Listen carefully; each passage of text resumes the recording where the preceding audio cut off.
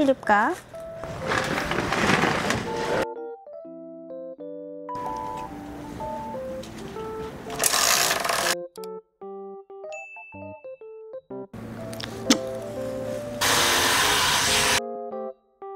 Sobrang weird kasi pati itong ring light ko, nakakontrol din yan.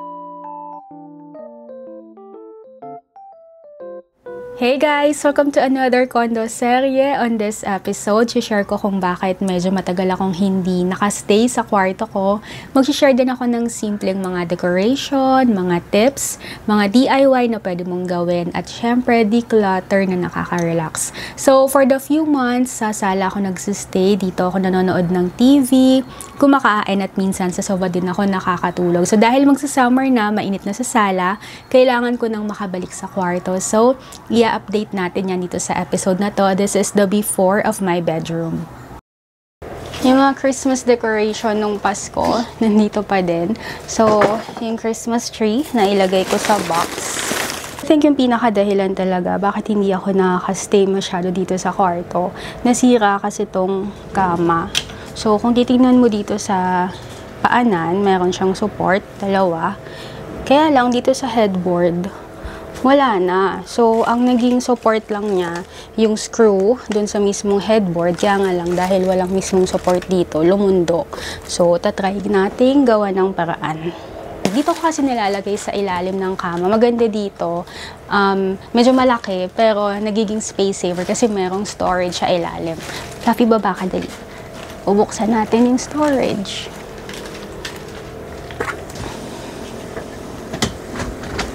Oops. Yan ka lang. So, pag binubuksan ko tong ilalim ng bed, si Loki, gusto niyang pumapasok. Safe naman to eh. May support. Okay, so, nandito din yung parol. Gift sa akin ni Tito Alex last Christmas. So, keep ko yan. And then, mga, excuse me, Loki. Excuse me, baby. Padded jacket sa winter. Ito, mga brand new pa to. Hindi pa nagamit. Ito pala yung vacuum, hindi ko na ibalik sa box. So ito, kaya nakatago kasi ginagamit ko lang to para sa mga kama, sa couch, para hindi ko to ginagamit sa lapag. Iba yung vacuum ko for the floor. Tarpaulin ko kapag may mga meet and greet, may mga events. Ayan po, si Christine.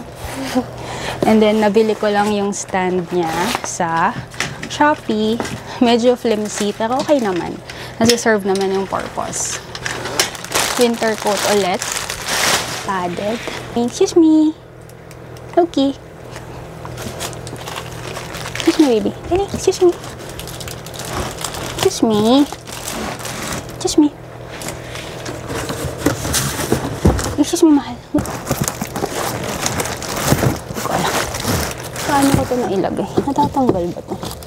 Meron ako extra high chair. Kasi dalawa talaga yung binili ko, pero isa lang muna yung ginagamit ko. So, I have extra. Okay. Magsakan ka ha. Ito naman yung box nung vacuum.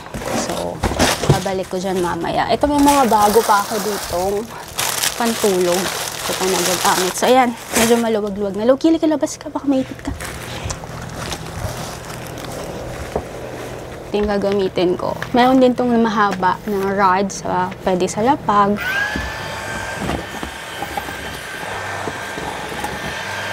Tanggalin ko na lang to. Pagpagin ko. Ayun. Mas madali. Hey, hello. Silip ka? Mamaya ka na vacuum ako eh. Pasok ka? Maya na makalikab ko.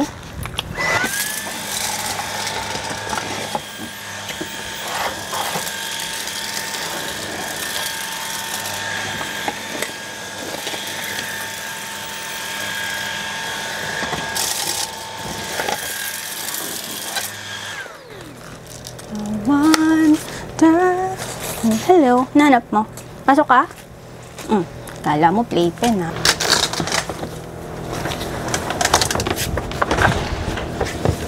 Malikabok ki. Success. Tanggal. Ki, labas ka. Maalikabok, baby. Labas ka, labas. Alikabok.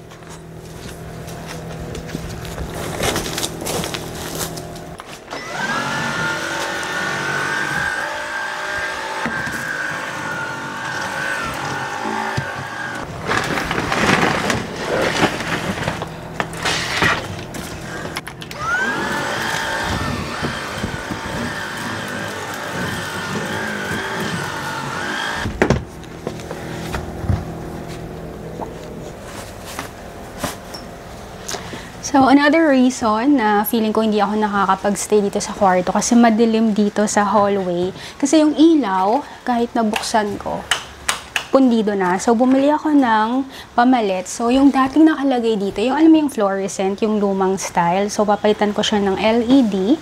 This is 250 pesos. Yung sa kwarto dati, ganong klaseng bulb din yung nakalagay. So, pinalitan ko na. And then, ito yung ipapalit ko. So, maganda dito sa nailagay ko sa kwarto. Tatlo yung kulay niya. So, yellowish. Ito medyo natural.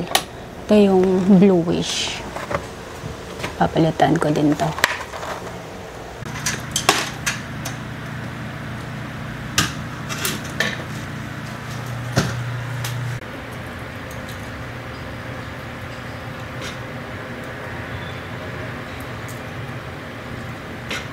So, ito yung itsura ng bed dahil nga natanggal doon sa frame. So, yung doon nakabagsak sa floor.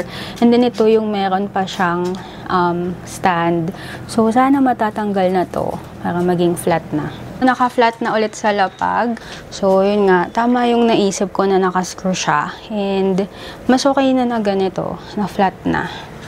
Ayan. So, nangyari kasi dito, dahil dito sa likod ng headboard, nandito yung outlet. So, dyan nakasaksak tong mga lamp.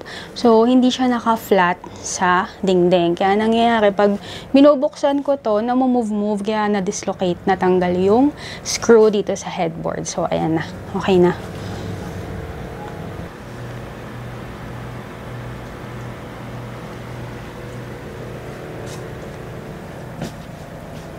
Ito namang cover, bumaba ako kanina, doon ko pinagbag and babalik ko na. Actually, parang mas maganda nga na naka-flat lang sa lapag, wala na yung paa niya.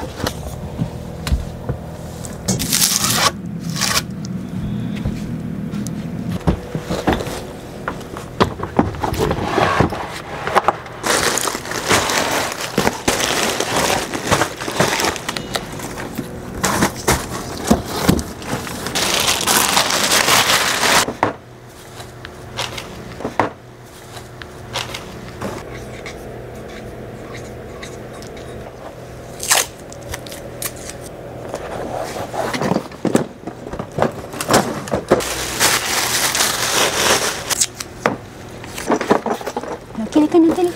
Come na. Labas ka na. Come. Come on.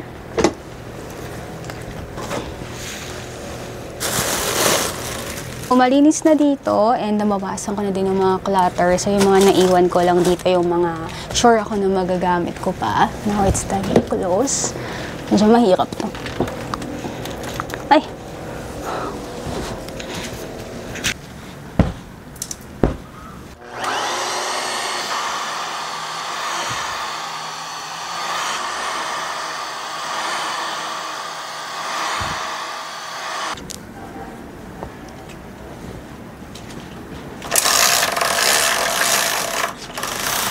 Napansin ko kasi dito sa kwarto, parang minsan nakalungkot yung kulay kasi gray, white. So, naisip ko lagyan ng konting kulay. So, bumili ako ng dalawang bagong pillowcase. So, ito, 200 pesos ang isa. So, mas bright pink. Yung mga bulaklak ko dito sa kwarto, sobrang pale din talaga, gray and white. So, naisip kong lagyan naman ng touch of color. So, pink din. So, ito naka-flower arrange na siya. Ganda ng pagka-flower arrange. Dun sa mall, nung binili ko to, kala ko gray. Tapos, pag uwi ko, sabi ko, green pala yung kulay ng pot. Pero okay na din, para may pop of color.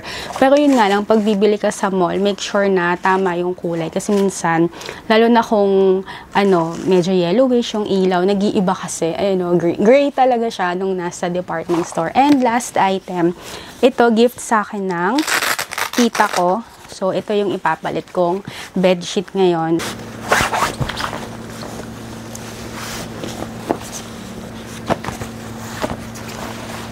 Yung pillowcase, 4. Merong fitted sheet and then ito para sa duvet cover. Ganda niya, merong kasamang case. So, pag pwede mong itabi, may organizer siya. Nike!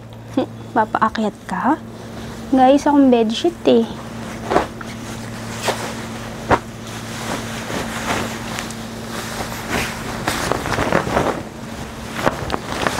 Saan ba yung malaking side?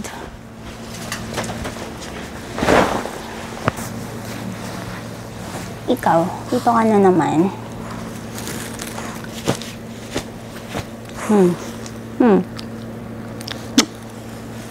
Baka muna.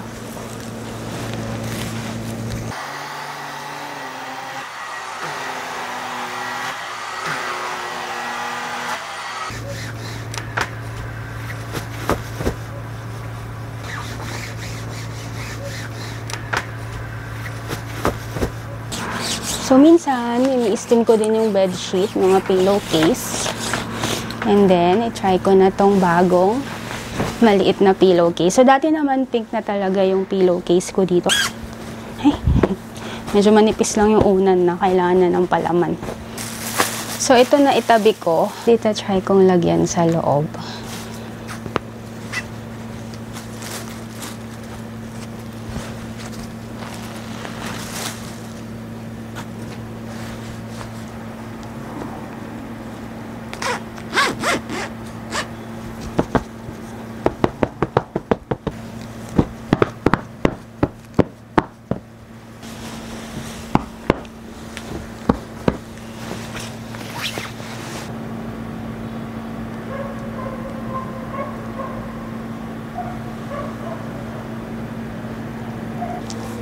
So, ngayon naman, lilinisin ko tong flower. And then, itong lampshade. So, nagkaroon kasi ng yellow stain. Try kong paputiin ulit. And itong flower.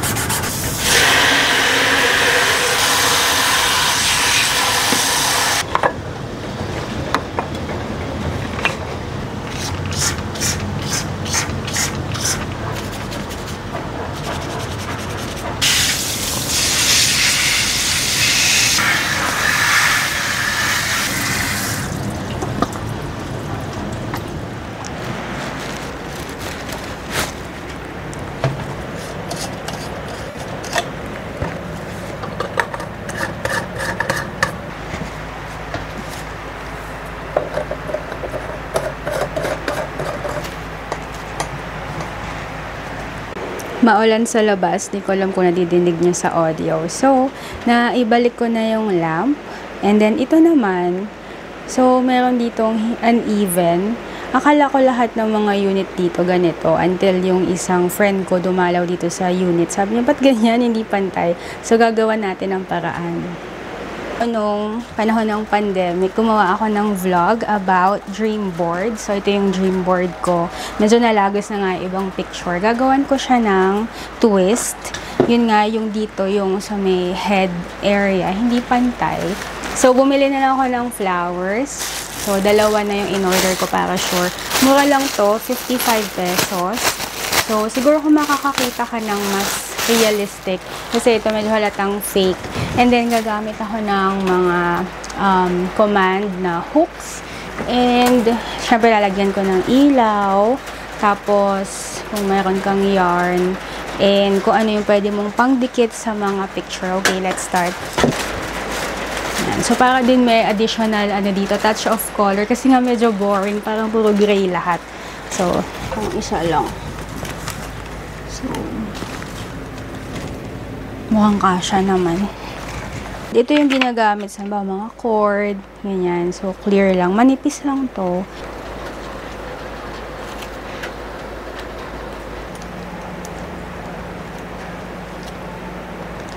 Ngayon, kasha.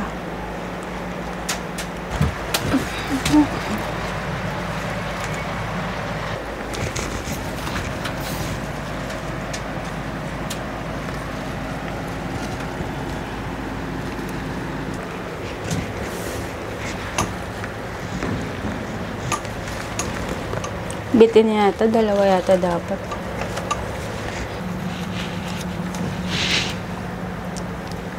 Ganda ba? So, parang madali. Pero umabot ako ng 1 hour para ikabit yan. And then, ngayon naman, ilalagay ko tong fairy light. Yun. So, cute naman. Medyo nahirapan lang akong ilagay. And another reason na tingin kong bakit hindi na ako nakakatulog dito sa bedroom, dahil recently, nahihilig akong, gusto ko may ambient noise. So, pag natutulog ako, naka-on yung TV, naka-timer na lang. So, yung mga favorite kong YouTube vlogs, yung mga favorite kong K-pop. So, naisip ko, magsa-summer na. So, mainit na, kailangan na ng aircon. So, meron ako ditong projector. So, instead na iakyat ko yung TV, medyo malaki. So, baka hindi kasya. So, this is space saver. Yan. So, hopefully kasya dito sa kwarto. So, Lumos Ray projector. So, maganda dito. Sobrang aesthetic niya. Color white and black. Yan. So, yung una, ang plano ko dito ko i-project sana. Kaya lang medyo maliit yung space. Tinatry ko na yung projector. Kinonect ko dito sa laptop. So, maganda dito. Sobrang liit lang talaga. Handy. Dito ko na lang muna sa pinto ita-try. Meron siyang kasamang remote. Bakit gano'n? Iba yung na-control niya. Ba't gano'n yung ring light yung nako-control? Ayun. Nag-iiba yung ilaw ng ring light. So, mukhang hindi ko magagamit tong projector. Sayang kasi na-reserve ko talaga to para dito sa kwarto pang condo serye. Sabi ko parang magandang i-feature. Pero ang weird kasi, tingnan nyo yung nangyayari. So, ayun yung aircon nung pinatay ko. So, ito yung projector. Malinaw sana siya. Pag nilayo mo, syempre mas lalaki yung display. So, dahil malapit, maliit lang, na ko-control naman ng remote. Ko-control siya, di ba? Gumagalaw. Kaya lang, sobrang weird kasi pati itong ring light ko, nakakontrol din niya. So, naiiba yung kulay. Gumagalaw tong screen. Nag-iiba din yung kulay ng ring light. So, hindi ko alam kung para dito talaga to or para dito sa ring light talaga. So, anyway, hindi ko to magagamit ngayon. Tatabi ko na lang muna. Kung nakakita kayo ng ganitong Lumos Ray projector sa ibang mga vlogger na pinapanood nyo, can you let me know guys kung ito talaga yung remote niya? Kung ganito ba yung itsura or nagkamali ako, baka na-misplace ko lang, baka pang ring light talaga to. Pero anyway, for today's condo serye, hindi natin to magagamit. Siguro pag nahanap ko yung tamang remote, pwede nating i-feature. So, ayan, maganda sana to. Okay ba guys? Pwede ko na ibalik tong mga flowers dito. So kahit na gray and white sa taas, tsaka itong mga pillows, kailangan ko lang magdagdag ng unan. Kasi yung unan, di ba, dapat bukod sa nililinis, every now and then nagpapalit ka din. So isa na lang naiwan soon. Babalitan ko yung isa. And then kung meron nga tayong binibili, dapat daw merong binabawas para hindi naiipon yung gamit. So itong dalawa yung for declutter for this condo serye episode. Hindi dahil ayaw ko na tong mga to. For me, mas gusto ko yung steamer kaysa sa plancha kasi naiiwasan yung nasisira yung damit, nagkaka-burn marks, nagkaka-wrinkle. Kaya lang, for some reason, sabay silang nasira. So, ito 2020 to, yung Philips na steamer. Sobrang ganda niya, lalo na kung may mga clothing business ka. Ito naman for personal use and very handy kung dadalhin mo sa labas, travel. Kaya lang, sira na parehas. So, pag pinaplug ko, nag-iilaw pa sila parehas. Kaya lang wala lang steam na lumalabas. So, di ko alam kung kaya pa tong ipa-repair, pero tanggalin ko na sa room para makaluwag. So, itong dalawa. Let go items. Dapat palang ginawa ko dito. Binend ko na din dito para pantay. Later try ko. And then may papakita ko sa inyo. Di ba bago lang ditong renovate?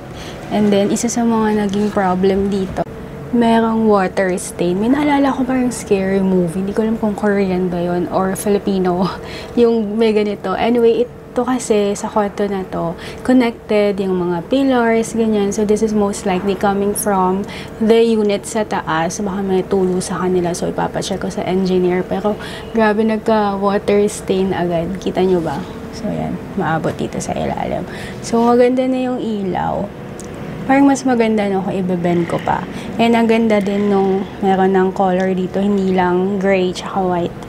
Nung nag-renovate dito, napanood niyo yung mga vlog no, nag-repaint dito sa kwarto. So, syempre, kinailangan kong tanggalin tong blinds.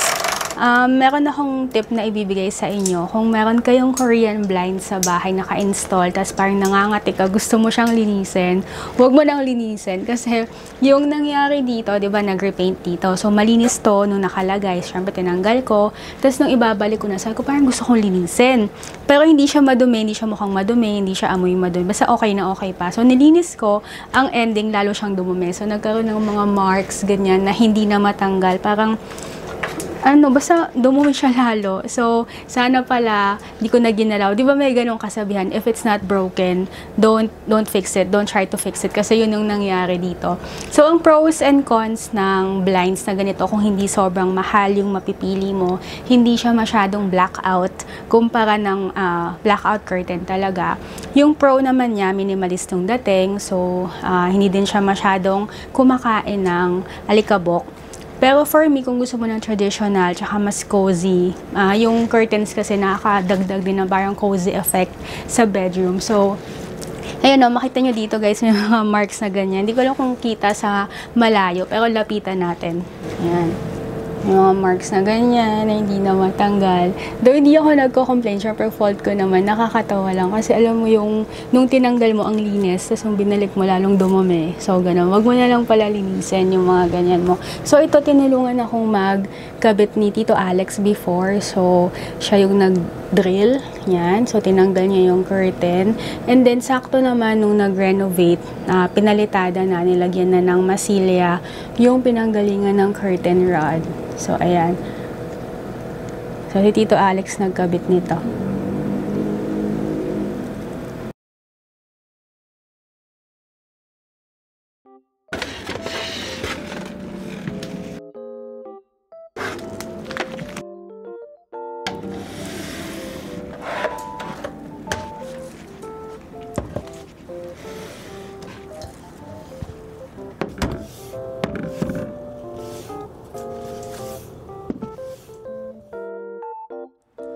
So, finally, naayos ko na dito sa kwarto and ginawa ko sa flowers. Pinantay ko na lang. So, instead na pantay dito and nakaslant. So, both ends slanted and nilagay ko na din dito yung ibang mga pictures sa dream board ko. And pinantay ko na lang din yung fairy lights. So, naka-extend dito kasi dito yung cord niya para maikabit sa outlet or sa power bank. Hindi masyadong pantay kasi yung bed wala sa gitna. And then, meron ngang extra space dito. Pero for now, okay na muna yan. So, mas maaliwalas na sa kwarto. Meron ng mga touch of pink. Tanggal ko na yung mga extrang gamit. So, ito yung lalagyan ko ng camera. Meron akong vlog ng camera collection. Kung gusto mo makita yan, link on description box. And ito yung flower na binili ko, naka-arrange na.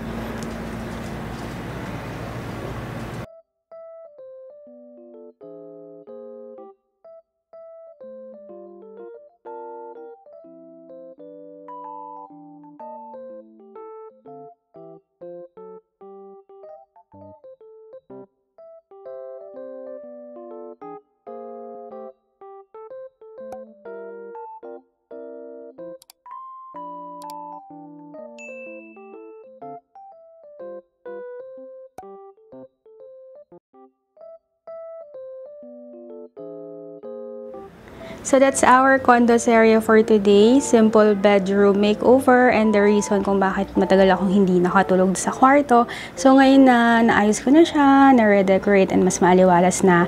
Especially ngayong summer na kailangan ng aircon. So dito na ulit ako matutulog. Thank you for watching today guys. Hope you appreciate this video. Let me know if you want to see more and I'll see you next time. Bye!